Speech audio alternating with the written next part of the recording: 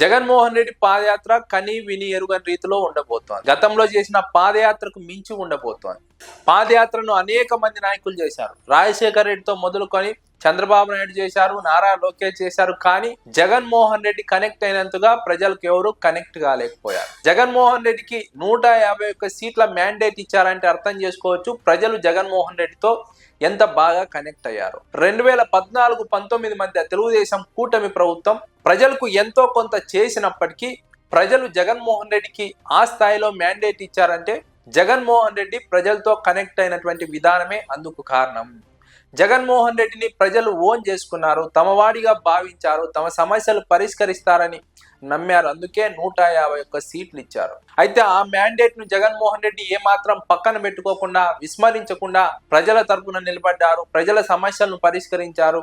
పాదయాత్ర సందర్భంగా ప్రజలకు ఇచ్చినటువంటి హామీలను అమలు చేశారు, సంక్షేమ పథకాలకు పెద్దపీట వేశారు, నేరుగా ప్రజల అకౌంట్లకే డబ్బులు వేశారు, ప్రజల సమస్యల్లో భాగస్వామ్యం పంచుకున్నారు. అందుకే జగన్మోహన్ రెడ్డిని ప్రజలు ఇప్పటికీ మర్చిపోవడం లేదు. జగన్మోహన్ రెడ్డి తీసుకొచ్చిన సంస్కరణలను ఇప్పటికీ మర్చిపోలేకపోతున్నారు. ఇప్పుడున్నటువంటి తెలుగుదేశం కూటమి ప్రభుత్వం ఆ సంస్కరణలను రూపుమాపాలని ప్రయత్నిస్తున్నప్పటికీ సాధ్యం కాలేకపోతోంది. ఎప్పుడు ఆ వ్యవస్థల ప్రస్తావన వచ్చినా జగన్మోహన్ రెడ్డి పేరే గుర్తుకు వస్తుంది. అందుకే తెలుగుదేశం కూటమి ప్రభుత్వం వాటిని నిర్వీర్యం చేసే ప్రయత్నం చేస్తోంది. సంక్షేమ పథకాలు అందించడమే కాదు, పరిపాలనను వికేంద్రీకరించారు, గడప వద్దకు పరిపాలన తీసుకొచ్చారు. గడప వద్దకు నాయకులు వెళ్లడమే చూసాం కానీ గడప వద్దకు పరిపాలన వెళ్లడం చాలా కాలంగా చూడలేదు. కానీ జగన్మోహన్ రెడ్డి హయాంలో గడప వద్దకు నాయకులే కాదు, పాలన కూడా వెళ్లాలని సచివాలయ వ్యవస్థను, వాలంటీర్ వ్యవస్థను తీసుకొచ్చారు. గడప వద్దకే పాలన తీసుకువెళ్లారు, పరిపాలన వికేంద్రీకరించారు, సంస్కరణలు తీసుకొచ్చారు. తద్వారా ఆ సంస్కరణ ఫలాలను ప్రజలు ఈ రోజు అనుభవిస్తున్నారు. ఆ పాలనా సంస్కరణలు ఎంతలా నిర్వీర్యం చేయాలని ప్రయత్నిస్తున్నప్పటికీ తెలుగుదేశం కూటమి ప్రభుత్వానికి సాధ్యం కావడం లేదు. సంక్షేమ పథకాల విషయంలో అయితే దేశంలో ఏ ముఖ్యమంత్రి అమలు చేయలేనంతగా జగన్మోహన్ రెడ్డి అమలు చేశారు. ఆ సంక్షేమ పథకాల ఫలాలను ప్రజలు 5 ఏళ్ల పాటు అనుభవించారు. ఇప్పుడు ఆ సంక్షేమ పథకాలు అందకపోవడంతో ప్రజల్లో అసంతృప్తి మొదలైంది తెలుగుదేశం కూటమి ప్రభుత్వం పైన. జగన్మోహన్ రెడ్డికి అదే అడ్వాంటేజ్ గా మారుతోంది. ఆ సంక్షేమ పథకాల ఫలాలు ప్రజలు ఇప్పుడు అనుభవించలేకపోతున్నారు. మళ్ళీ జగన్మోహన్ రెడ్డి కావాలని కోరుకుంటున్నారు. జగన్మోహన్ రెడ్డి పాలన వస్తే మళ్ళీ పాలనాపరమైన సంస్కరణలు వస్తాయి, ప్రజలకు మంచి జరుగుతుందని భావిస్తున్నారు.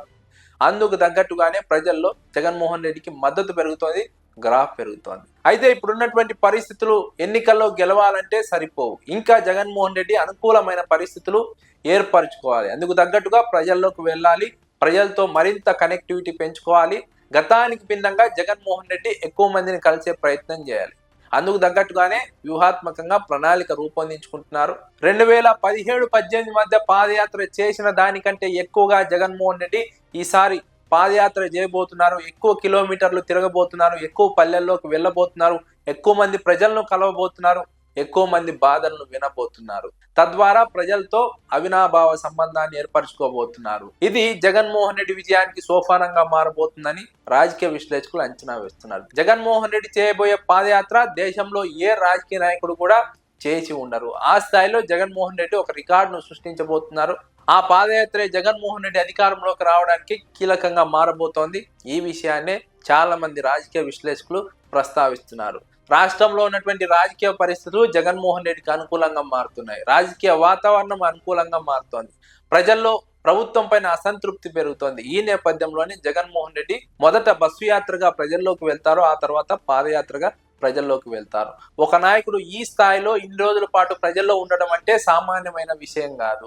అధికారంలో ఉన్నప్పుడే ప్రజల గురించి మాట్లాడడం, ప్రజల సమస్యలు పరిష్కరించడమే కాదు, అధికారంలో లేకపోయినా వారి గురించి మాట్లాడాలి, వారి సమస్యలు పరిష్కరించే విధంగా ప్రభుత్వం పైన ఒత్తిడి తీసుకురావాలి. అందుకు తగ్గట్టుగా ప్లాన్ చేసుకోవాలని జగన్మోహన్ రెడ్డి బస్సు యాత్రను, పాదయాత్రను ప్లాన్ చేసుకున్నారు.